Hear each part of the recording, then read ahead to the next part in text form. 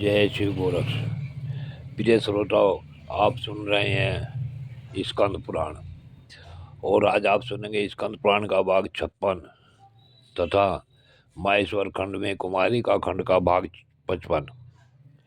पिछले भाग में आपने सुना कि महाकाल ने राजा को श्राद्ध की युग व्यवस्था का वर्णन बताया तथा 18 पुराणों का वर्णन किया तथा वाराह कल्प में होने वाले व्यासों के नाम बताए। अब इससे आगे की कथा आप इस भाग 56 में सुने। महाकाल ने कहा, हे राजन, मनु, अत्रि, विष्णु, हरित, याज्ञवल्क, उष्णा, अंगिरा, यम, अपस्तमद, संवर्त, कात्यायन, बृहस्पति, पराशर, व्यास, शंख, लिखित, दक्ष, गौतम, सातातप तथा वशिष्ठ ये धर्मशास्त्र के प्रवर्तक ऋषि हैं। स्वात वाराह कल्प के कलयुग में सर्वप्रथम भगवान रुद्र ही योगेश्वर रूप में प्रकट होते हैं।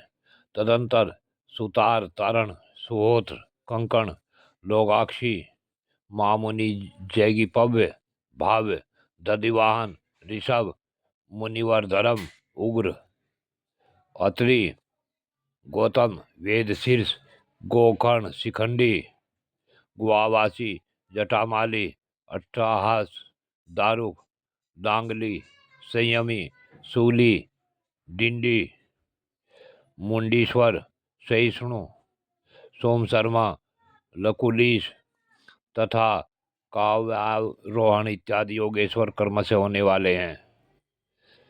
ये कलयुग के संक्षेप से शिव धर्म का उपदेश करेंगे। राजन, इस प्रकार कलयुग में शास्त्रों का संक्षिप्त बताया जाता है। अब कलयुग की प्रवृत्ति सुनो, जो हर्ष और उद्वेग में डालने वाली है। कलयुग में तमोगुण से व्याकुल इंद्रियों वाले मनुष्य माया, छल, कपट आदि असूया यानी दोष, दृष्टि तथा तपस्वी महात्माओं की भी हत्या करते हैं। कलयुग में मन और इंद्रियों को मत डालने वाला राग प्रकट होता है।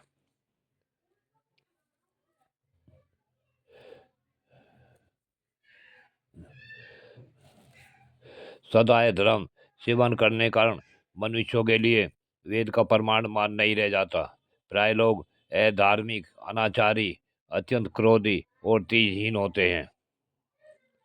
अक्षत्रिय और ब्राह्मण नाश को प्राप्त होते हैं और वैश्य तथा शूद्रों की वृद्धि होती है।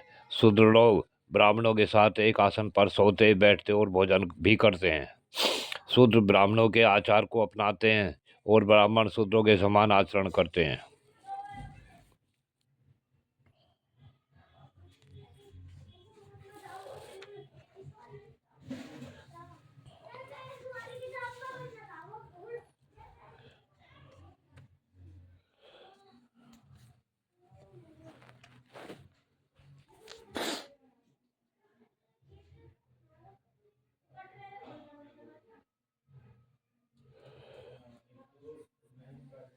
प्रिय श्रोताओं, महाकाल कहते हैं कि पतिव्रता स्त्रियां कम होने लगती हैं और कुलटा की संख्या बढ़ जाती है। कलयुग में भूमि प्राय कम फल देने वाली होती है। कहीं कहीं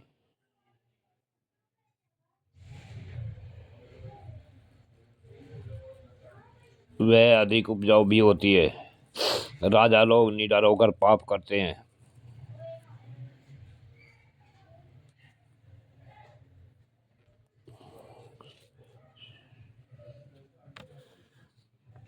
शिव और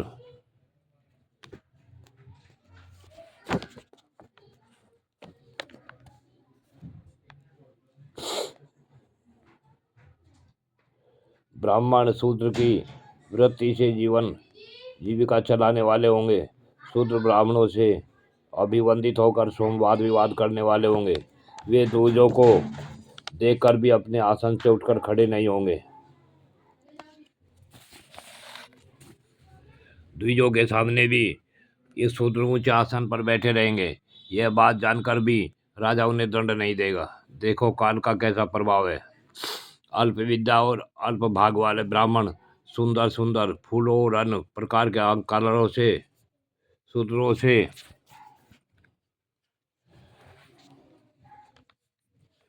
अर्चना करेंगे।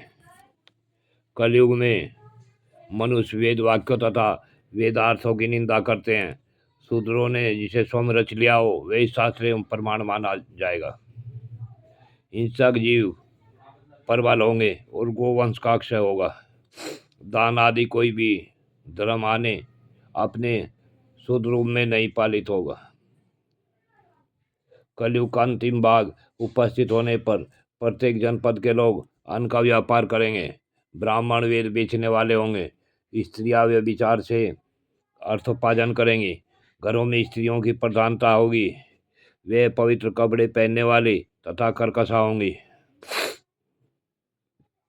कलयुग में प्राय सब लोग वाणिज्य वृत्ति करने वाले होंगे। इंद्र छुटपुट वर्षा करने वाले होंगे। मनुष्य दुराचार सेवन आदि व्यर्थ के पाखंडों से घिरे होंगे और सब लोग एक दूसरे से याचना करेंगे।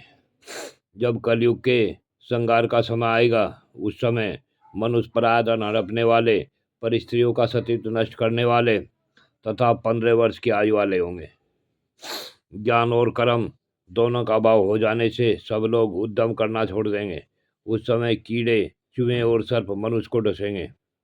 हे राजन, यद्यपि कलयुग समस्त दोषों का भंडार है तथापि उसमें एक महान गुण भी है, उसे सुनो।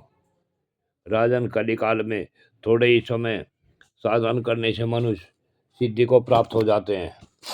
सतयुग, त्रेता और द्वापर, इन 3 युगों के लोग ऐसा कहते हैं कि जो मनुष्य कलयुग में श्रद्धा परायण होकर वेदों, स्मृतियों और पुराणों में बताए हुए धर्म का अनुष्ठान करते हैं वे धन्य हैं।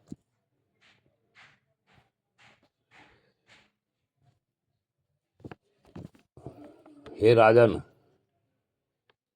त्रेता में 1 वर्ष तक तथा द्वापर में 1 मास तक कलेश सहन पूर्वक अनुष्ठान करने वाले बुद्धिमान पुरुष को जो फल प्राप्त होता है वह कलयुग में 1 दिन का अनुष्ठान से ही मिल जाता है। राजन, कलयुग में भगवान विष्णु और शिव की नियम पूर्वक उपासना करने वाले जितने मनुष्य सिद्धि को प्राप्त होते हैं उतने अन्य युगों में 3 युगों तक उपासना करने से ही प्राप्त होते हैं। प्रिय श्रोताओं, आज की कथा यहीं पूर्ण होती है। आगे की कथा अगले भाग में। जय शिव गोरख।